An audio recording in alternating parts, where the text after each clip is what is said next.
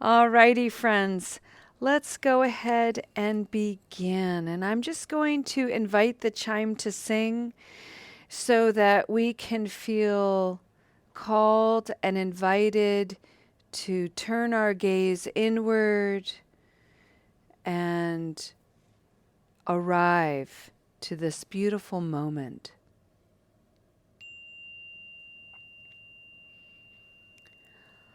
Welcome, everyone.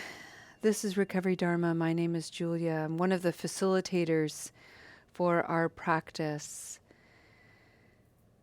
For the month of June, we have been exploring the archetypal father, the archetypal male, the sacred masculine. All throughout the month of May, we explored the archetypal mother and woman and the sacred feminine. And so, with Father's Day on Sunday, this is a way of exploring the masculine, exploring those qualities that we have been conditioned to believe define our masculine side, whatever that is.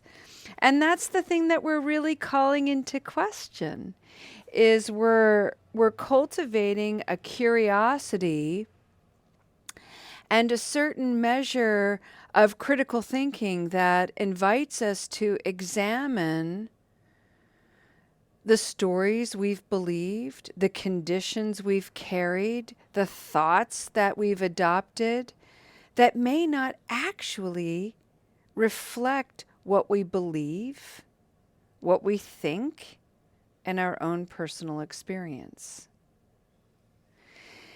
And the reason why I have brought these two topics to the forefront of our consciousness, I recognize that they are not specifically related to recovery or support, and that is intentional, friends. Sometimes on the journey of recovering our true Buddha nature, our true selves, we need opportunities of direct confrontation with our habit energy, direct carefrontation with our habit energy. We need to talk about issues specific to recovery, but not all the time. We do need times where we rest, where we lighten the load of the conversation, and where we take a more indirect approach to the heavy weight and the heavy burdens that many of us on the journey of recovery have to carry. Ideas and concepts associated with our mothers and our fathers, the way they talked to us, the way they nurtured us, sometimes the way they neglected us, maybe even abused us. Their voices that resonate in our minds and have dictated our own behaviors and reactivity, these can be contributing factors to our negative relationships to certain habits, to certain substances, the way we've used them to soothe pain or discomfort. So by understanding the conditions and the qualities of the sacred masculine, how they live in us in a negative way, how they live in us in a positive way, can be a wonderful, insightful opportunity for us to deepen our understanding of ourselves. And wise understanding is the first aspect of the Noble Eightfold Path. Today, I would like to bring forward the concept of power. And I'd like to share with you a little bit of wisdom from Thich Nhat Hanh. And this is from his book called The Art of Power. And Thich Nhat Hanh is recognizing that power is simply part of being human, and it can have a light side and a shadow side. We can be very powerful in our sense of self, which enables us to be self-determined, focused, concentrated. These are excellent qualities to cultivate. We also, as human beings, have the capacity to pervert and distort power. And this is how qualities of greed, corruption, envy, scarcity arise in the mind and action. So I'd like to read just a little bit for you today for our practice from this book, The Art of Power, from the chapter, Getting What We Really Want. Getting what we really want. I invite you to put your body in a position that feels at ease. And just enjoy Thich Nhat Hanh's wisdom cultivated from a lifetime of practice. He writes, with the practice of mindfulness and the mindfulness trainings, the motivation behind our desire for power becomes clear. When we are clear about our motivations, our actions are much more powerful because we can do them with 100% of our intention. Volition is the driving motivation behind our thinking, speech, and actions. It determines everything. Every one of us has a strong goal for our life. We want to achieve something. We have a ball of energy in us, a tremendous, powerful source of energy.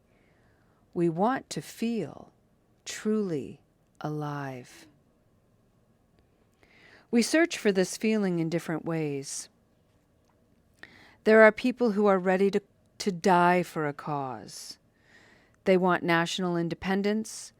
They want social justice. They want to overthrow a dictatorial regime. They're ready to sacrifice their lives for it. Their desire gives them the energy and the strength needed for their activities. There are people motivated by the desire to protect the environment. They're willing to undergo any kind of hardship to protect the earth. There are those who want to get off the spiral of escalating consumption. They want to live a simple life, to have more time and energy to serve living beings. There are also people whose motivating desire is not so wholesome.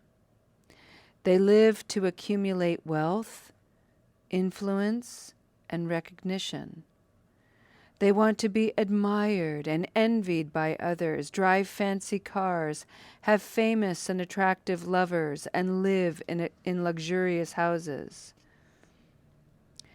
There are those people whose strongest desire is to punish those they believe have caused them a lot of suffering, and they live only for revenge.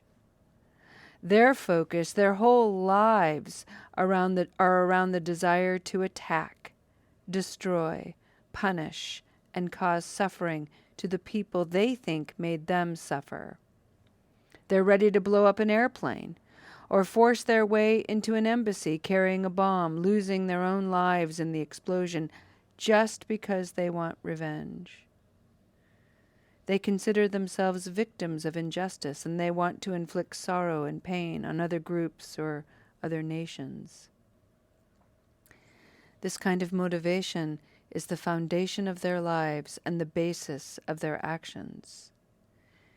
These people have given up on happiness because if your motivation is to punish someone else or to run after fame, glory, and power, you are going to suffer a lot.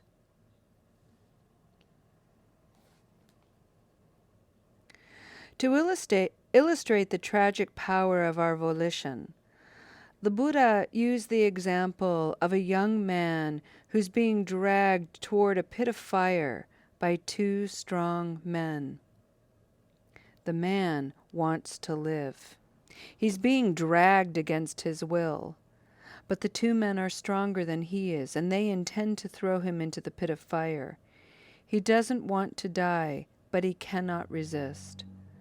The Buddha asked, "Who are these two strong men who are trying to bring you to the realm of hell?"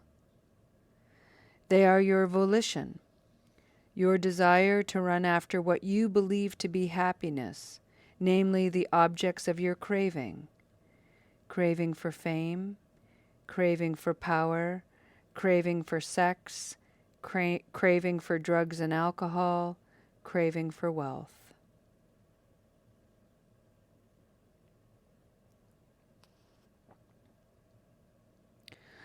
We call this desire, this volition, bodhicitta.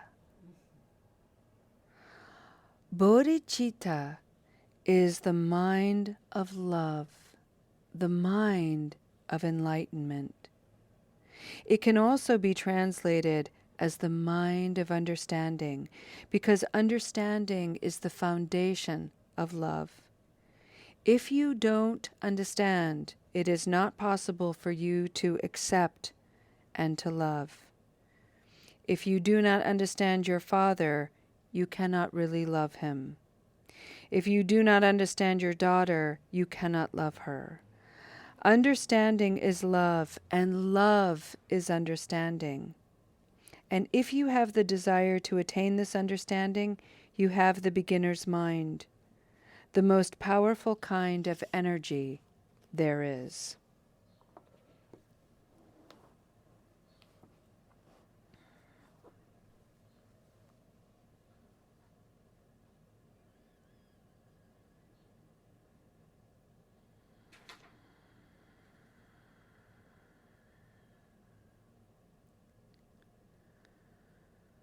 Bodhicitta, friends. Pema Chodron describes this mind of understanding as the soft, wounded heart. When we understand our wounds, our hurts, the things we endured when we were young, and we learn to parent ourselves, grandparent ourselves in gentle, soothing, compassionate ways, we heal. And in that space of healing, we grow and mature. And in this space of growth and maturity, we share. And in the space of sharing, we connect. We connect to other living beings. We connect to all of life on earth, which includes a relationship and understanding to death. And we connect to our own sense of being. With connection, friends, we belong. When we remember this belonging, we can only become, act on, speak of, and be one thing.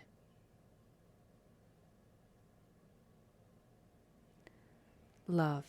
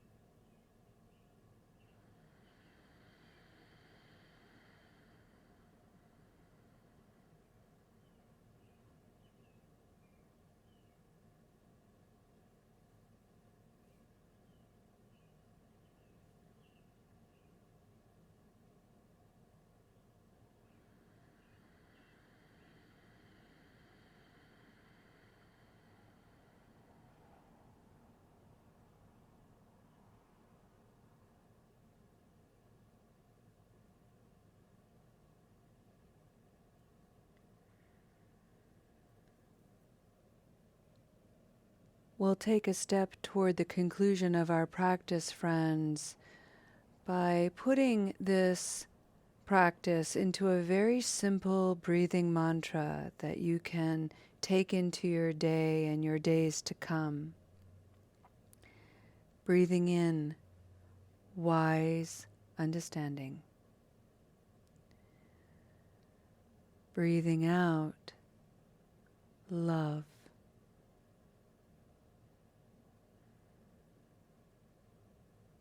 Breathing in, love. Breathing out, wise understanding.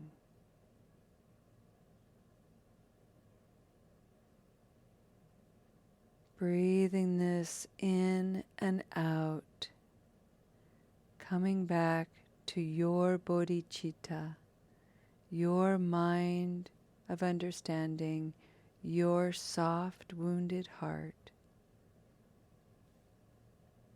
This single act of love and healing heals the rest of us.